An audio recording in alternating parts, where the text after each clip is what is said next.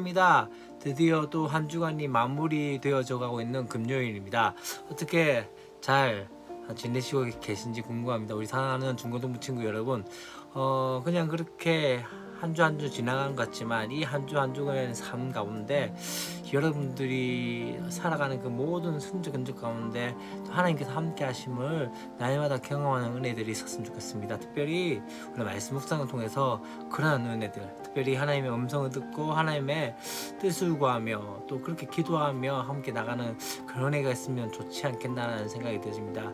특별히 이번 주 이제 주일날은 또 야외 예배로 진행이 되어집니다. 아마 여러 가지 또 선생님들이 함께 준비하고 있지만은 그래도 함께 여러분들이 함께 나가서 또 함께 이야기하고 교제할 수 있는 그런 시간이 있었으면 좋겠다라는 생각이 들었습니다. 오늘 우리가 말씀 묵상 가운데 최선을 다했으면 좋겠다라는 생각이 들었습니다. 우리가 함께 볼 말씀은 역대하 11장 1절부터 23절까지의 말씀입니다. 나라가 지금 분열된 가운데 있었고 또 그 가운데서 이제 어떻게 되어질까요? 지금 남유다와 북이스라엘 가운데 있습니다. 남유다는 누가 다스리고 있죠? 르호보암이 다스리고 있고 북이스라엘은 이제 여로보암이 다스리고 있습니다. 남유다에는 유다 지파와 또 베냐민 지파가 있고 그 외에 열 지파가 그렇게 되어진 상황 가운데 있었습니다. 르호보암이 어땠을까요? 아마 그 마음이 있지 않았을까요? 다시 저 땅을 다시 되찾아야겠다는 그 마음들이 있었지 않았을까요? 그렇기 때문에 지금 이 르호보암은 다시 한번 그 땅을 찾고자 하는 마음들이 있었고 그 이들을 시도하고자 합니다. 그렇지만은 그에 대해서 스마야 선지자를 통해서 하나님의 말씀이 선포되어졌던 것을 보게 되십니다. 오늘 그에 대한 이야기들과 또 뒤에 부분에서는 또 어떻게 또 남유다와 북이스라엘이 어떻게 지금 진행이 되어 있는지에 대해서 우리가 함께 말씀을 나누고자 합니다. 오늘 달라고 좀 구분해 보면요, 1절부터 4절까지 말씀에서는 스마야를 통한 여호와의 말씀이 임하는 것들을 보게 되어집니다. 그리고 또 5절부터 12절까지의 말씀 가운데서는 이제 르호보암의 요새성에 대한 건축이 되어지고요, 13절부터 17절까지 말씀에는 이제 북이스라엘에서 유다로 온 제사장들과 레위인들에 대해서 말씀하고 있고, 이제 18절부터 23절까지 말씀에서는 이제 르호보암의 가족들에 대해서 이야기를 하게 되어진 것들을 보게 되어집니다.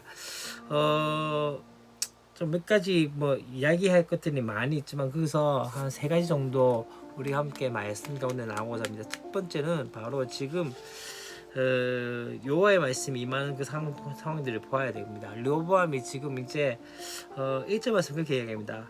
유다와 베냐민 족속의 모으니 택한 용사가 18만 명이라 이스라엘과 싸워 나라를 회복하여 르호보암에게 돌리려 하더니 라고 말씀을 하게 되었습니다. 다시 말하면 이제 북이스라엘에 쳐들어가서 그 땅을 취하겠다고 생각했던 것입니다. 그런데 스마야를 통해서 어떤 이야기가 나옵니까? 지금 어떻게 이야기한다면 여호와께서 이같이 말씀하시기를 너희는 올라가지 말라, 너희 형제와 싸우지 말고 각기 집으로 돌아가라, 이 일이 내게로 말미암아 난 것이라 하셨다 하라 하신지라 하고, 이 이야기에 대해서 르호보암이 어떻게 합니까?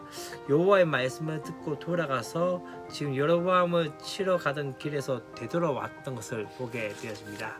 곧 여로보암을 비롯한 이 북쪽 열 지파의 도발에 이제 르호보암은 베냐민 지파와 함께 그 연합해서 전쟁으로 맞서려고 했지만은 하나님께서 허락하지 않으심을 통해서 사실 앞에서 원로들의 말을 듣지 않고 거절하여 지금 분열이하는 참담한 결과를 맞았던 이 르호보암이 이제는 어떻게 합니까? 선지자 스마야의 조언을 따르게 되어진 것들을 보게 됩니다. 이 하나님께서 어떻게 하시죠? 유다와 베냐민의 성읍을 강성케 하셨고 레위인들을 통해서 남유다가 더 튼튼하게 세워지게 하셨으며 또 그의 자녀들도 어떻게 합니까? 남유다 전역에 흩어져 넉넉하게 살게 하신 것들을 보게 됩니다. 사실 분열의 아픔에서 잊혔던 이 나라 가운데 어떻게 됩니까? 이들을 통해서 이 분열의 아픔에서 벗어나서 안정된 나라로 접어들게 되었던 것이죠. 어쩌면 때때로 사실 18만 명이나 되어지는 그 군사를 준비했다 보면 얼마나 공을 들이고 준비했을까요? 그렇게 준비했지만 자신의 생각과 다른 가운데 아무리 준비했어도 하나님께서 허락하지 않으면 그것을 접어야 하는 것들을 보게 되어집니다. 또 두 번째는 우리가 좀 볼 것은요, 바로 어떤 이야기냐면요, 바로 이 이야기입니다.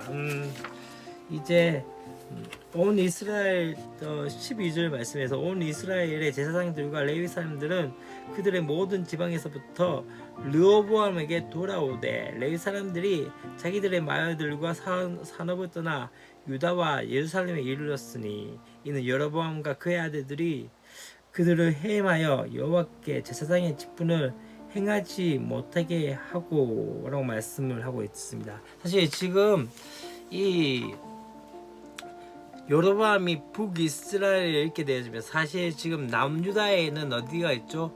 예루살렘 성이 있고 거기는 한 성전이 있었습니다. 그런 가운데 있었기 때문에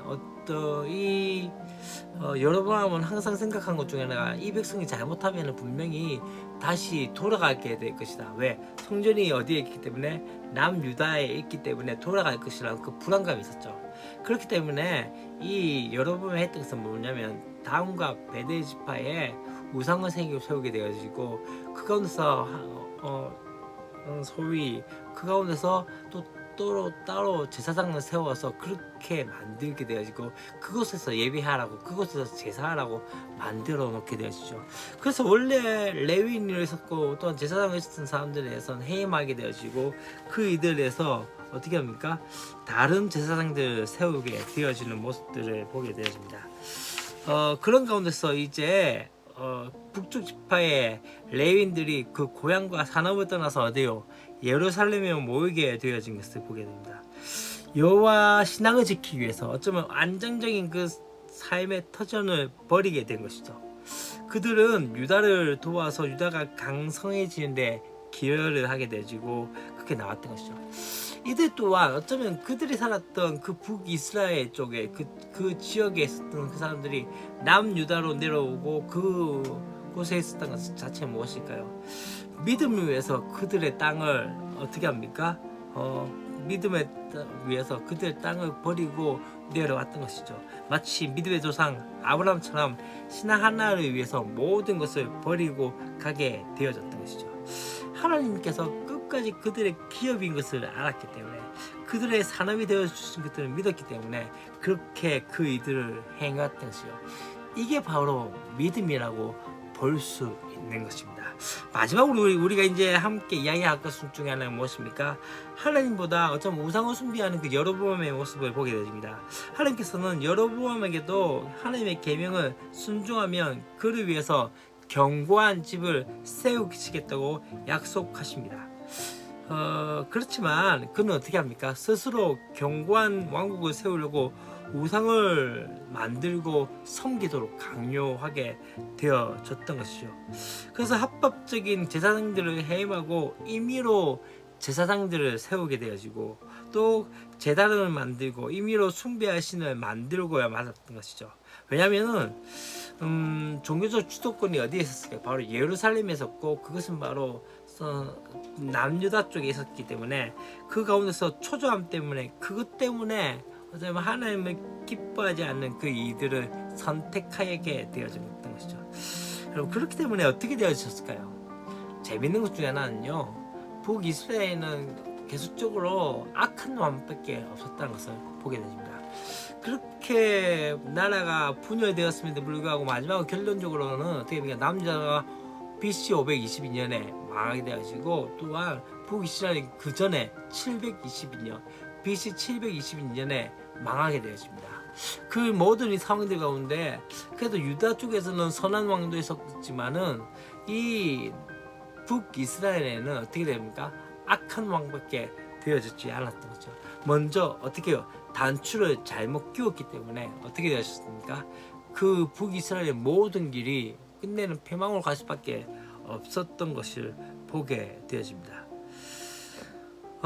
어쩌면은 이 북이스라엘의 존재가 바로 여로보암 자신이 아니라 여호와로 말미암은 것을 잊은 어리석은 그 결정 때문에 그렇게 되지 않았을까요? 여러분은 어떠하십니까? 이 이야기들을 들으면서 어떤 생각이 있습니까? 사실 르호보암이 잘못한 것들이 있습니다. 그러나 그럼에도 불구하고 그가 모든 준비, 많은 준비를 행해 왔음에도 불구하고 그가 하나님의 말씀 가운데 그 모든 것을 포기해 버리는 말미암아 하나님께서 그에게 더 큰 복을 주시게 되어졌던 것이죠. 또 한 가지 무엇입니까? 사업, 어쩌면은 그들의 땅들을 가지고 있었던 그 북이스라엘에 있었던 이 레위 집인들과 또한 제사장들이 어떻게 합니까? 내려온 것들. 어쩌면 그들이 선택한 거는 그들의 삶이 터지는 게 아니라 믿음을 선택했던 것들. 또 한 가지 마지막으로 세 번째는 무엇이냐면 바로 이 여로보암의 모습. 어쩌면 하나님께서 그렇게 세우셨음에 불구하고 그의 초조함과 그의 어쩌면 어리석은 판단과 결정 때문에 나중에는 이 북이스라엘 전체적인 왕들이 다 악한 왕으로서 끝내는 그렇게 패망할 수밖에 없었던 그 모습들이 어쩌면 우리가 어떤 것을 선택해야 될지, 지금의 선택이 우리의 삶 가운데 무엇을 보게 되어질까요? 우리의 믿음의 길을 가게 되어진 모습이 아닐까요? 오늘도 우리가 그런 생각 가운데서 내 삶 가운데 어떤 선택으로서 함께 할지에 대해서 다시 한번 생각하며 그렇게 묵상할 수 있는 저와 여러분 되었으면 좋겠습니다. 내일도 우리가 기쁜 마음으로 함께 배웠으면 좋겠습니다. 사랑을 축복합니다. 안녕.